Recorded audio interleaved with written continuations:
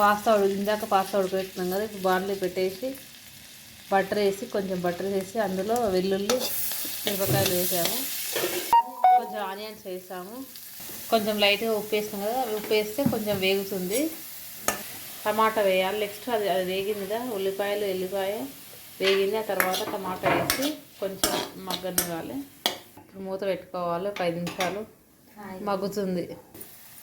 కొంచెం 1 spoon pasta sauce, mayonnaise కొంచెం, ఒక spoon mayonnaise, 1 spoon Schezwan chutney,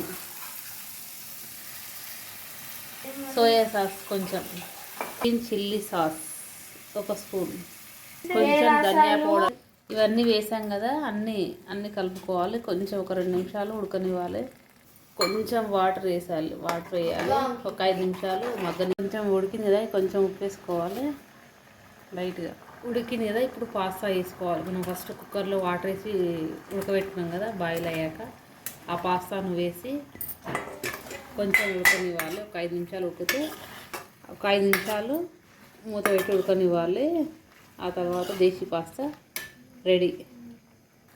ఇప్పుడు ఒక స్లైస్ చీజ్ వేసాము, మూత పెట్టాలి. ఒక 5 నిమిషాలు ఉడకనివ్వాలి.